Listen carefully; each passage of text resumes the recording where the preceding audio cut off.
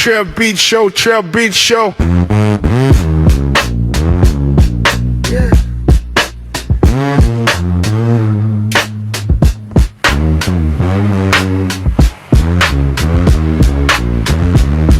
TrevBeats Show, TrevBeats Show.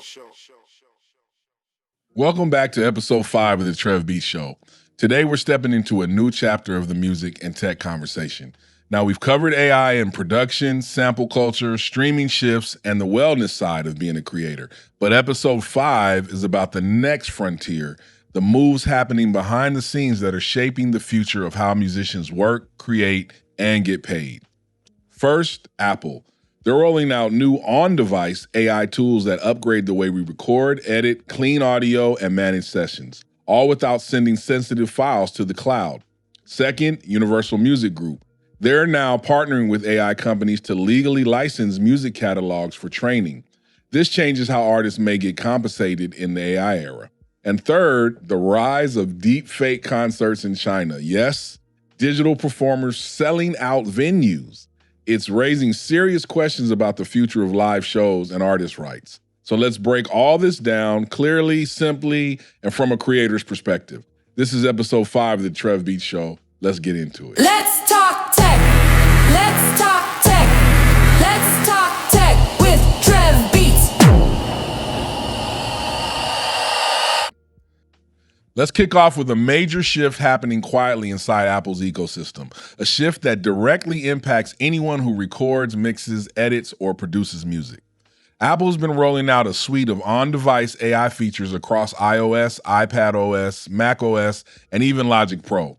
And unlike most AI tools that send your data to the cloud, Apple is positioning these features to run locally on the device, which means two big things: privacy and speed. Let's talk through the features that matter most for musicians: voice isolation and real-time cleanup. Apple now offers system-wide AI voice isolation that can pull vocals forward or clean up noisy recordings. Great for scratch vocals, podcast segments, or musician interviews on a tour bus. AI noise reduction in Logic. Logic Pro has incorporated machine learning tools that separate noise from signal, making editing faster and way more efficient. Automatic session organization. Several Logic updates introduced ML-driven features that categorize tracks, apply intelligent gain staging, and assist with track labeling. It's not flashy, but professionals feel the difference in workflow speed.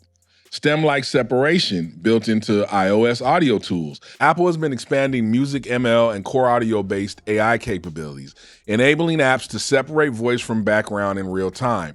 That's stem separation technology, and it's built into the ecosystem. But what's the strategy here?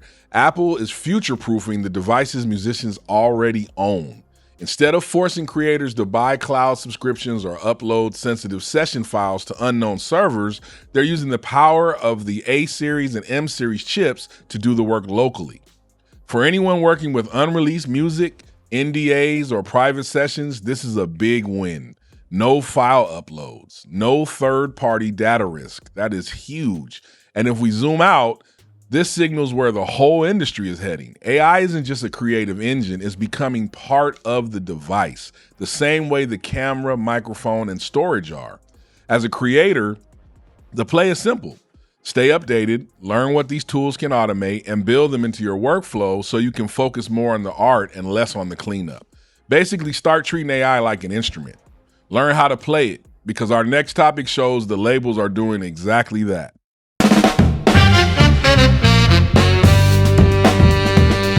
What are they doing now? Universal Music Group has started partnering with AI companies to legally license parts of their music catalog for training. Now, this is a major pivot in how labels approach AI. For years, labels resisted AI companies using copyrighted music without permission. Now, UMG is saying if AI is going to exist, it must operate under licensing rights and compensation. These new agreements allow AI companies to access certain catalog recordings, train models under strict conditions, pay artists, writers, and rights holders fairly, and prevent unauthorized clones or impersonations. This establishes a new business category in the music industry: AI licensing. Now, just like sync licensing or samples or streaming revenue, AI licensing could become a line item for artists. What does this matter? Because it creates structure, it creates rules, and it creates a financial pipeline. Instead of AI scraping the internet and generating content without permission, this framework protects creators while allowing innovation. For artists who own their own publishing or masters, this could eventually become a new revenue stream. And for labels, it creates control. And for AI companies, it sets a legal foundation for development. This is the beginning of a major shift in how music, data, and AI intersect. UMG is moving early, and the rest of the industry will definitely follow. You can't make this stuff up. You just freaking can't. And now one of the wildest real developments happening in live entertainment. China is hosting concerts where AI-generated digital performers take the stage, and fans show up, buy tickets, and fill the venues. These performers use deepfake style visuals, motion capture, and AI-generated vocals. Now, to the audience, it looks like a real performer singing and interacting. And this isn't a small experiment. These shows are gaining a lot of traction. This raises huge questions for the future of live music, though. Who owns a digital likeness? If an AI model can replicate an artist's face, voice, and movement, what protects the real performer? What happens to touring revenue? A virtual performer can tour 10 cities at once with zero travel, zero risk, and perfect vocals. Will US markets adopt this? Well, the data says yes, eventually. Tech companies and labels are watching closely. For artists, there's opportunity, though. You can license your likeness, your voice, or your performance style, creating new revenue streams. But there's also risk. Companies attempting to recreate performers without approval. This is why rights protection, licensing frameworks, and artist ownership matter more than ever now. Deepfake concerts aren't a gimmick, they're a preview. A sign of where technology and entertainment may merge over the next decade or sooner. It's real. It's happening now, and it's changing the definition of live performance. Like, comment, subscribe. Like, comment, subscribe. Like, comment, subscribe. Let's talk about music. Ooh, let's talk about music.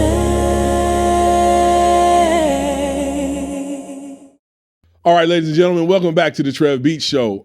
This interview is very special to me. I know it sounds like I say that a lot, but it's because I'm reaching out to people that have had an influence on my life and that have also contributed a lot to this industry that we're in. So this one is very special, just like all my other interviews, and I'm super excited to bring to you one of the GOATs of not just keyboard playing, not just session playing, not just being a musical director, not just being a songwriter, not just being all these other things. This is just one of the Renaissance GOAT musicians of our lifetime. And we have to acknowledge that because he keeps on reinventing himself and staying relevant. That's one of the keys. As you saw in one of our other episodes. That's one of the keys. So without further ado, I have to bring my very dear friend, one of the greatest musicians of our times, Mr. Greg Phillinganes, to the show. Greg! My gosh, wait a minute. Are you, who is this guy you're talking about? I'm trying to, is he in the room? Because Man. hello? Are you, hi. Man, Greg, Wow. Thank you so much for coming, man. Thank you, man. I really appreciate you coming, man. As a matter of fact, we gotta, I gotta tell you, man, very less than a handful of people can get me to come on a show in less than 24 hours notice with my schedule. And you are one of them. So I just I appreciate that, bro. I really appreciate that, man. And it means a lot. And you shared some stuff with me, and that's awesome. Hopefully we'll talk about it later. I'm very excited about that, man, and I'm sure it's going to benefit quite a bit of people too. So that's another thing that's really amazing because it gets to actually give past actual information really from the real source, as opposed to, well, we could talk about it now.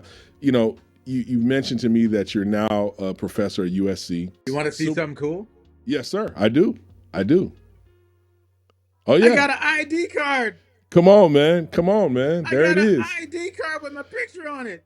Hey, man, that is a bar. That's a bar for all the students, all the keyboard players now in high school thinking about going to school and you want to be in this music business. You got to go to USC now because you're going to get the actual information from someone who actually lived it, not learning from someone who lived it, someone who actually lived it and did it. There is a difference. There's a difference between people that learned about Greg and what Greg learned. There's a big difference. So being able to literally go and get information directly like that, I tell students and people all the time, there's nothing that can to take the place of that. That's the direct, Sure. like what we call farm to table. That's the thing That's it. I feel like we're missing it because now we have a generation of people that have been taught by people that studied other people, not by people that did it. And we're the only industry that I think this can happen. I don't think there's any doctors that never practice. You know what I'm saying? I mean, I feel like we're one of the few, most lawyers that teach law are lawyers most of the time. You know what I'm saying? You know, so, but yet music, you can have a YouTube and do all this stuff and you never set foot on the tour. You never made a record and you could be on the cover of magazines with nothing in all music. It's unbelievable. You know, we're one of the few industries that allow this. So I am so proud that USC got it right. They already had my brother Will Kennedy over there. So Kennedy, a handful Mendoza. a handful of people that they got it right with. But with you, they also got it right, man. And that is great because one of my questions for you really pertains to this whole situation, which is, and this is one of my main things I've been wanting to ask you, man, because the through line of this first season of my show is AI, is you know, that's the polarizing elephant in the room right now in music. So that's kind of the through line. So when you started, obviously it was analog, you know, and I have some questions about that too. I mean, analog, there's synths, all that. Then you were there for the drum machine phase, and then all the sequencers came and MIDI blew up. Then you were there for the beginning of the digital age. You know, then you've seen now the DAWs and the phones, and now you're seeing AI still in the business, still working. What is the fundamental difference between, I mean, besides, you know, obviously time, right? I mean, let's go back even further. How did you do shows in the Michael Jackson days? What was the production run with? Because I never known that. Like, did they bring tape machines, or how did that work before sequencers and all that stuff? The highest technology of that time was from the Synclavier. The Synclavier, and that's as high as it got. That was the standard.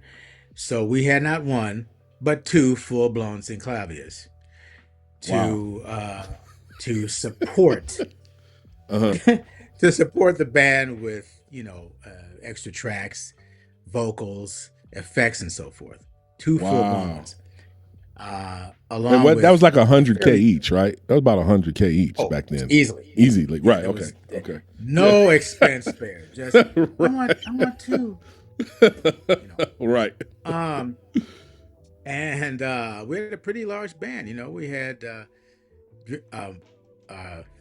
my dear heart Ricky Lawson on drums. Oh yeah, R.I.P. You know, we had two guitarists. You know, four backgrounds, including my dear Sheryl Crow.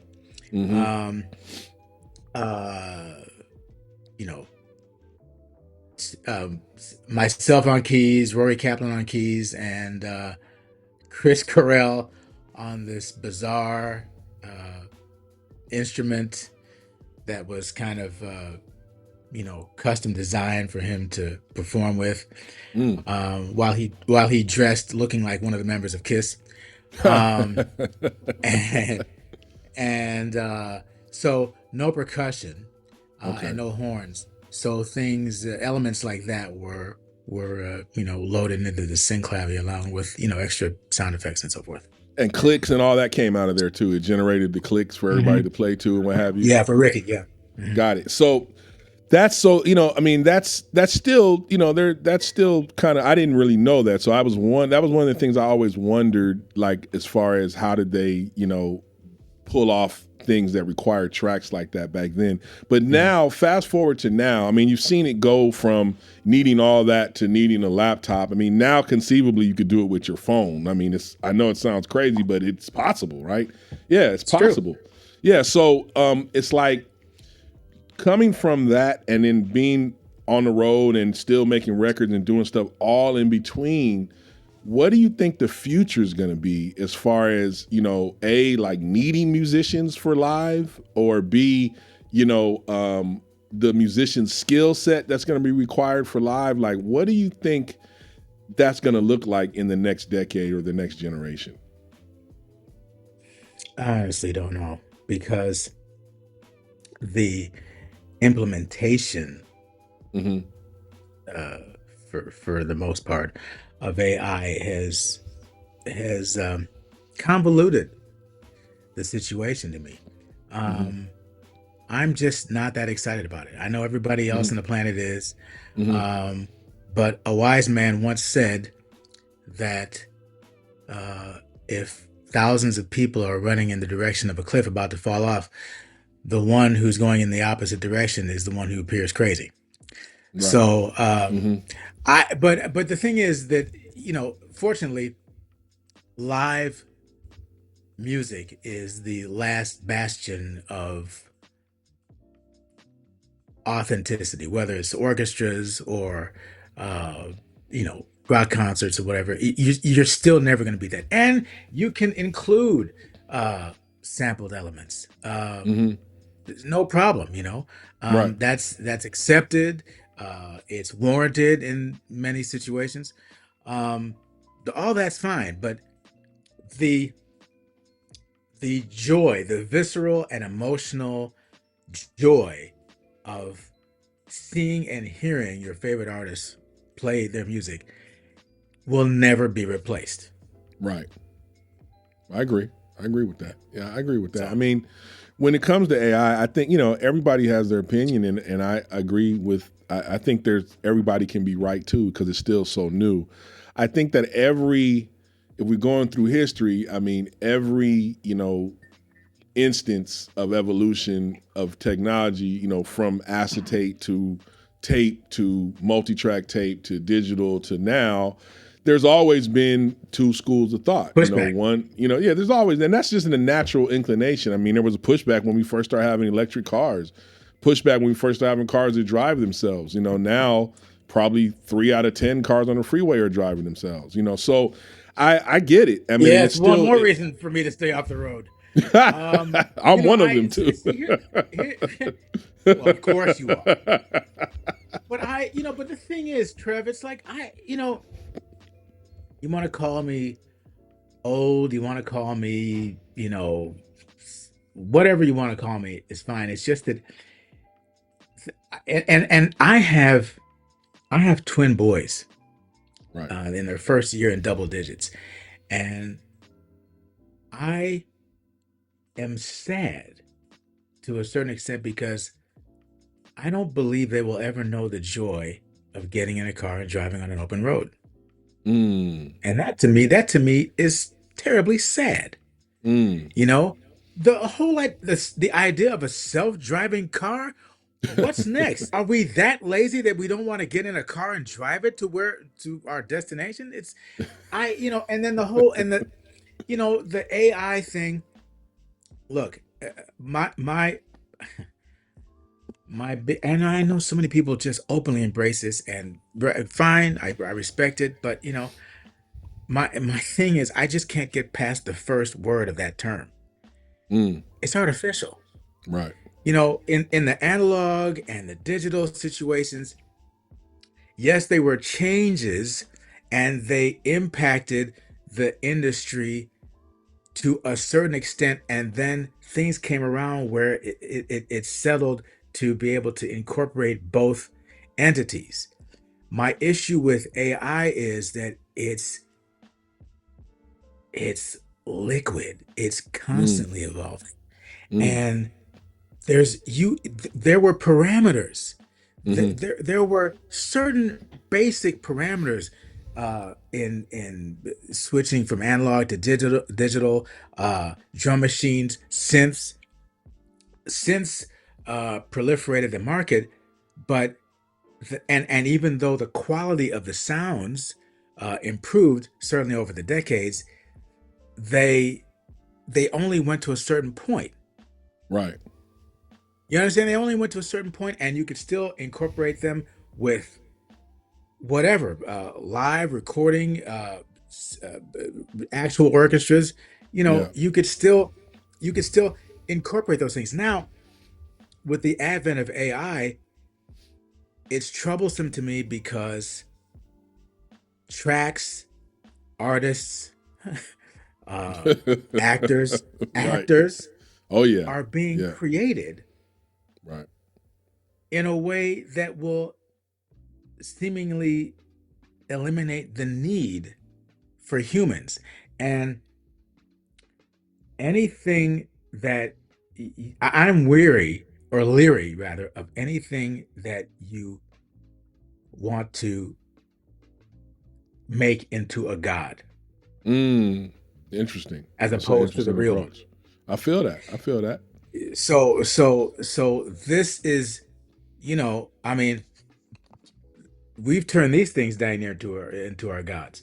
Imagine, Right. imagine a liquid. Now imagine. So see, this is not Google. This is not just, you type in a subject or whatever, or you even speak into the computer a subject and you get some information spit back. Right. You can apply a voice, you can apply emotion, you can apply intellect Mm-hmm. to this thing. So you are talking to seemingly another human source. That's what I'm leery about. I go hard on my chat GPT, man. If I don't get the right results, I start cussing them out. See, I bet, and he's probably got some responses for you too. Yeah, I Or mean, it. See, I'm yeah. calling it a he.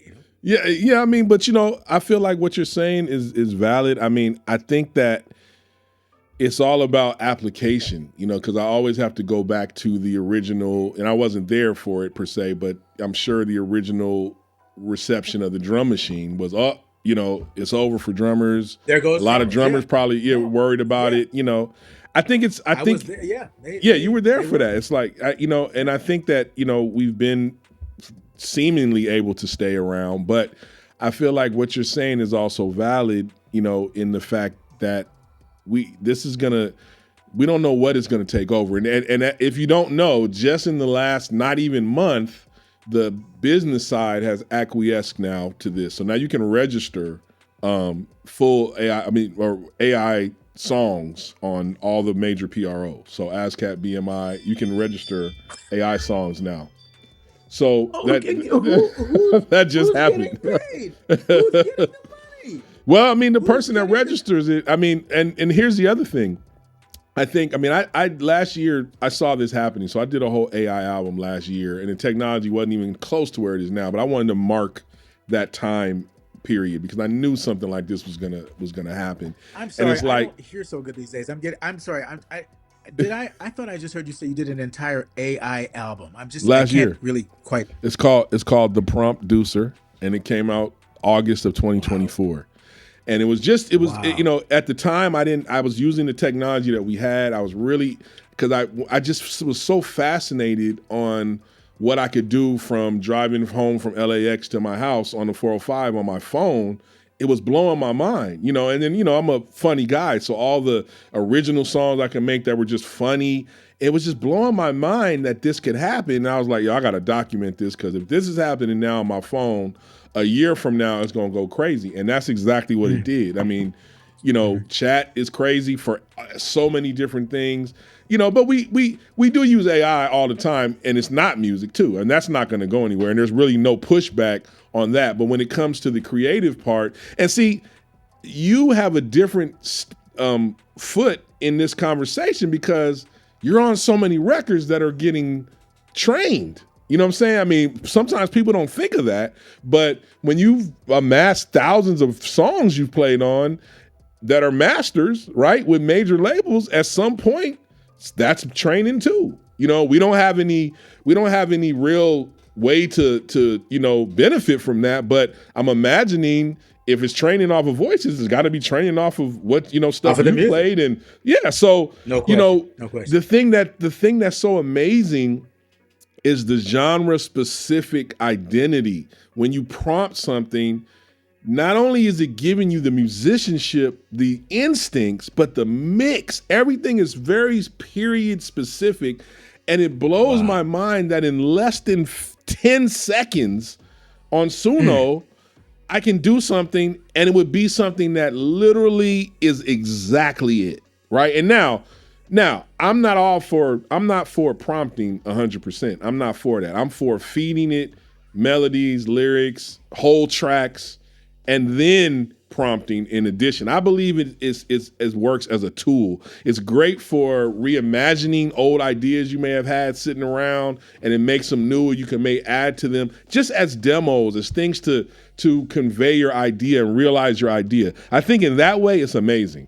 But people that just want to make a career off of fully just prompting and sitting around and having no musical anything, that's not even recognized by the registration. Full AI is not recognized. Yeah, so but it's still open though. Partial. It's still open. For that. Well, yeah. We haven't. It's still getting worked on, man, because the labels are trying to figure out a place on. They're trying to get in there and get the money from it. That's what it's all about. They just want to figure out how they can control it, right? Monetize it, yeah. I mean, but I'm more and more, Greg, commercials.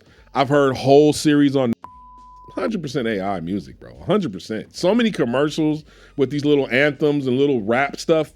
People think those are all AI, man, just on a regular basis. So it's everywhere right now. You know what I mean? So it's going to be interesting to see how it gets put back in the bag. It never will 100% get put in the bag. No, because see, the other issue that I have is I don't know that I could tell the difference.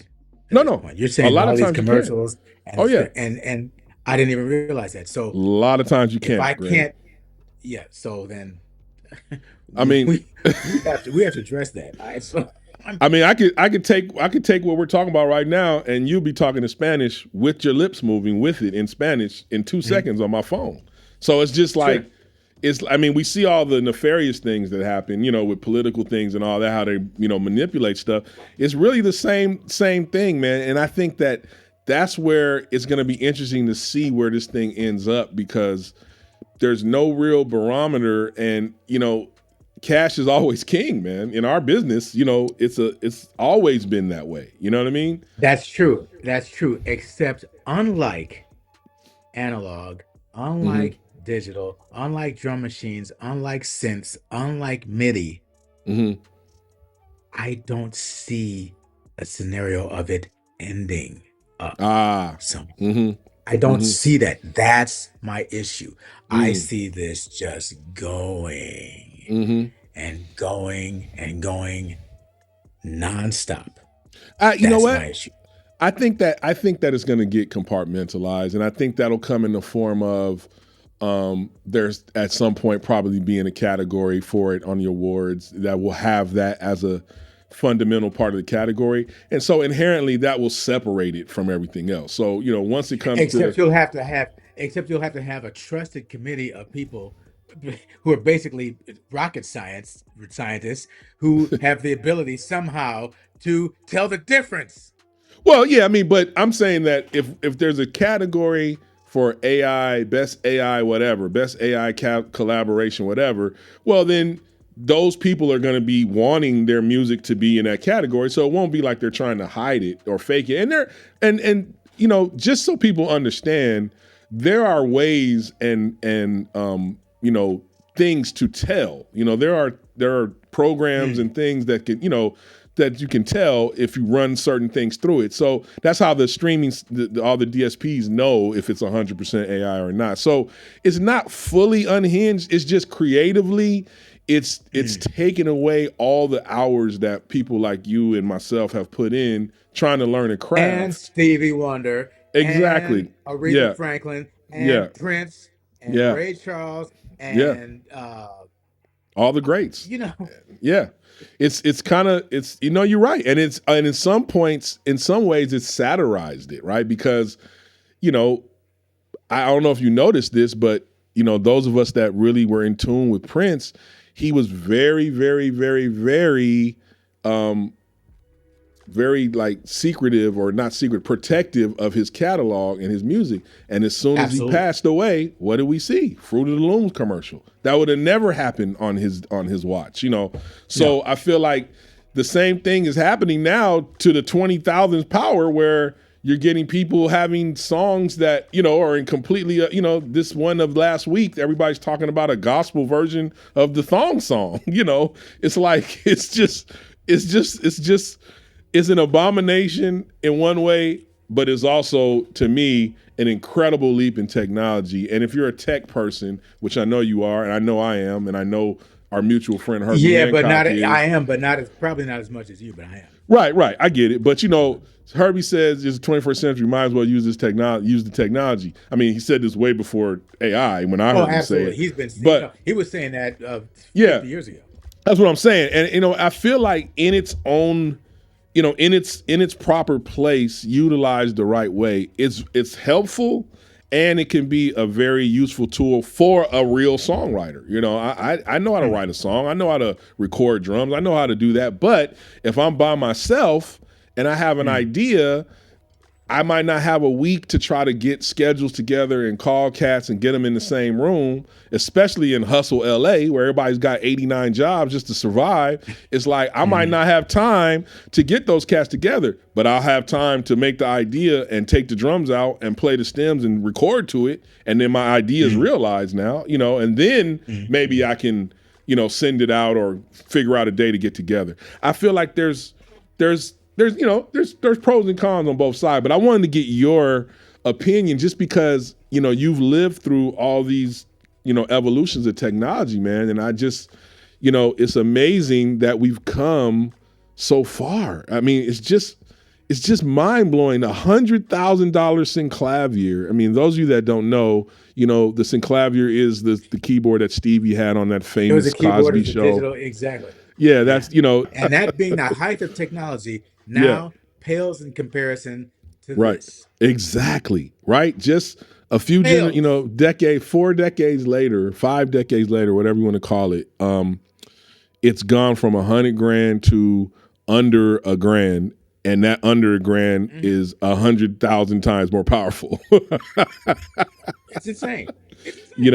So it's interesting, man. I appreciate you weighing in on that, just because I really. Well, I appreciate you listening. I always want to be able to, make sense. And it's hard. It's challenging to give an opinion like this when feeling like I'm in the minority. But I just appreciate the peaceful dialogue.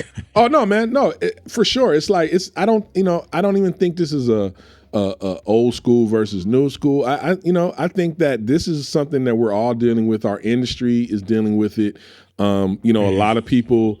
One of the big spaces for it is like the sync space. That's getting inundated with that, man. So that's why we're hearing on so many commercials and so many things. So those were all jobs, but at the same token, string, there's so many great string plugins and string things.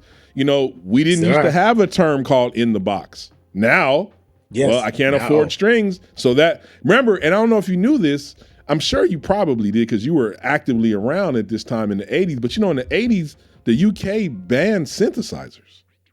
They banned synths because it was impeding on their orchestral people. So there was a ban for a short time in the 80s for synthesizers. Then it was short-lived, but that concept has been around, you know what I'm saying, for a long time. So it's like, I just feel like we're in the middle, man. We're just in the middle of it. You know what I mean? We're in the middle of a change, and you have touched all the different versions of technology, and this is just the newest one. So I appreciate your you're weighing in on this. Now, I know you got to get out of here, so we're gonna wrap this up.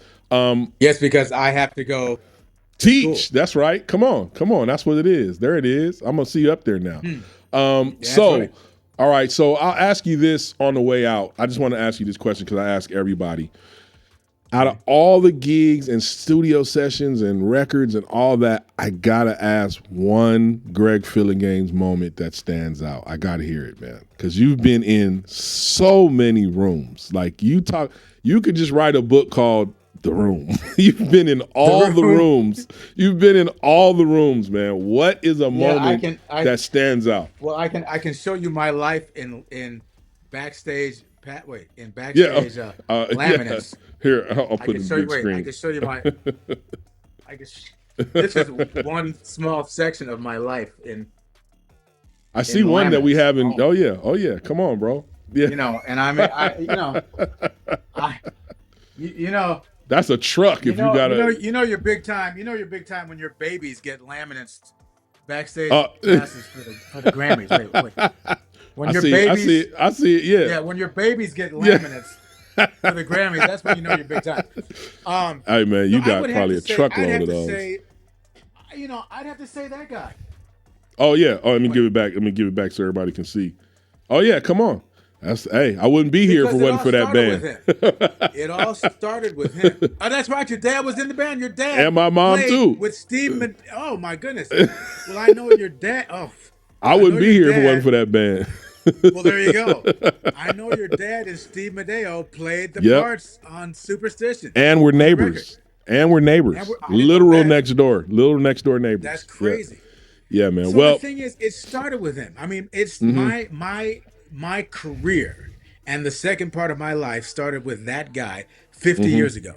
Mm-hmm. He hired me just before my 19th birthday, a month before my 19th birthday. And a month before his 25th. And he was working on that at 24. Oh, dude, it's just unbelievable. That's unbelievable. You got to do the horn for that. You got to do the horn for that. Yeah, that's unbelievable, man. It's unbelievable just to think about that when you look at today's 24-year-old and then look at the body of work. And he was almost playing everything, 24, that is just unreal, man. Every time I go to Pro Drum and I pass by what used to be Crystal, cats don't even understand, man, what was happening over there. I know, right? They don't know what was happening over there on Vine, man. Idea. Oh, man. So, I spent hours in there. Yeah, man. So, I know working with Steve had to have been one of the standout moments. It was the defining moment. Yeah, I'm sure. Well, listen, Greg, I we could get into geeking out on so much stuff, but we'll just have to do another part to this interview. We'll do part 2 in the next season, man. But I appreciate you pulling up, brother, and all of your, honesty about this subject, man. I really appreciate that. And also fitting me into your schedule, man. That's a bar. So, I owe you some range time for that, man. I owe you some range time. That's right. That's right. All right. Well, yep. So have a great one. Say hello to everybody, man. And I'm very thankful you made it over to the TrevBeats Show, ladies and gentlemen. Mr. Greg Phillinganes, my guy. Thank you for coming, man. And we'll get up on the next one. All right, bro. Yep. Peace, talk to you soon. Yes, sir. All right, family, that wraps up episode 5 of the TrevBeats Show. A huge thank you to our guest, the legendary, incomparable Greg Phillinganes. Greg's impact on music is unmatched, and we appreciate the wisdom he shared with the TrevBeats Show community. Now, before we get out of here, make sure you check out everything we have available to support your creative journey. Lingo, the Music Turn Pack, the Musician's Pocket Guide to Endorsements, Volume 3, TrevBeats Show merch, newly added, the Vintage Vault instruments, check that out on the site, and my complete chart reading setup on Amazon. All of that is available right now on TrevorLawrenceJr.com. And don't forget the links to my splice packs and all the gear I use are in the description. Now listen, episode 6 is humongous. We're bringing you the first ever TrevBeats Show Legends Roundtable with 4 giants. Teddy Campbell, Little John Robbins, Will Kennedy, and renowned educator Marcus Pope. This is historic. This is generational, and this is one you do not want to miss. So hit that like button, drop a comment, subscribe, and turn on notifications so that you're locked in for the next one. I'm Trevor Lawrence Jr., and this is the TrevBeats Show. And we'll see you in episode 6. We out. It's the TrevBeats Show and we out. We out. It's the TrevBeats Show and we out.